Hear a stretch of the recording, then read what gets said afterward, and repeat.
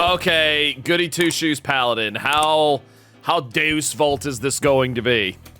Boy, I love the smell of justice in the morning. There's nothing more satisfying than knowing the good name of Sword and Shield has traveled so far and wide that not even the Pokemon games are free from their incredible, awesome influence. And it's about time, too. You think I created this series to entertain and inform ignorant whelps of great hobbies their miserable lives are missing out on? Fuck no, it was to enforce the mighty name of the one true weapon pairing that triumphs all others. And if anyone were to step out of line, I'd bring down the wrath of which tear-ass children tell their parents to scare them before bedtime. And then collect the aftermath of the pants they all shit because it makes for great fertilizer. Welcome to a crap guide to D&D. Sword and Shield's best weapon combo, huh? Huh. I see. Gunblade! Do you want to tank? Do you want to fight? Do you want a class that'll instill fright? Take up some plate and keep the goblins in sight, because you want to make sure they eat this Paladin smite! The Paladin is the first on a short list of hybrid-style class. Terry Crews reference, Wall, Deus Ex Voltina, Hurt and Help, give enemies an existential crisis. Sasha Stoutbow. Love the name. Stealing a mix of features from both the fighter and the cleric, meaning it's better at physically painting the walls with blood than a cleric, but more gooder at grammar and spelling than a fighter. But it's also one of the few classes where role-playing becomes somewhat important. What? Role-playing in my role-playing game? They really should have put some kind of warning label somewhere. I'm not submitting to this shit. If I wanted to follow some sort of code, I'd become a pirate so that I could at least plunder some booty while I'm at it. Otherwise, fuck you, gods. If you want me to play your game of ethics, you can kiss my shiny plate-mailed...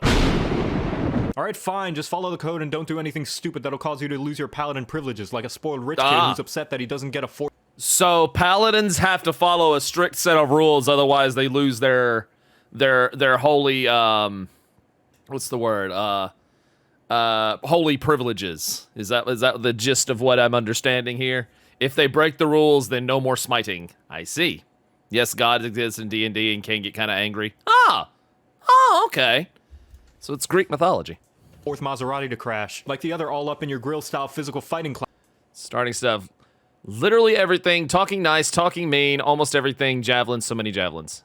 Oh. Classes, you gain proficiency with every goddamn combat-oriented item in the universe. And yes, that does technically mean that you can optimally play a paladin without a shield and not have to worry about being a less effective contribution to your party. But if you do that, I'm telling you now that you're wrong and I hate you and you're a big, smelly doo-doo head. As a resident big fuck-off bringer of divine justice, your job is to harness the power of holiness or whatever other wacky power, depending on what oath you pick, to have everything else die while they bounce off of your full frontal crusade like a turd in the wind. That's true for just about every combat-focused class, but the paladin is especially good at it, what with having the aforementioned fighter-cleric combo skill set. You get multiple attacks, channel divinity, a free vaccination, casting abilities, more auras than that one silly anime that nobody likes, which means you'll be so jacked that your mere presence will muscleify any nearby ally so that they look like a typical character from said silly anime that nobody likes. And lay on hands, a pool of health you can use to heal yourself or give a single hit.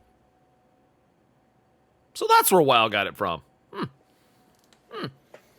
So that's where World of Warcraft got lay on hands from. Huh. Interesting. You know how someone in the chat said the other day originality is dead?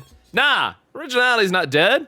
Just things are taken from other things. Hit point to your ally because that's all they deserve for not letting the rogue check the obviously booby-trapped room first. But we all know the real reason anyone picks Paladin, and that's to never cast any actual spells, but instead use your spell slots to imbue your weapon with various flavors of smite! Because what good is striking down the heretics and heathens of the realm if it's not in the elemental attacking equivalent of your god sports team colors? You can smite with fire, laser pointers, brain freezes, sick bassy drops, and cheese! Cheese for everyone!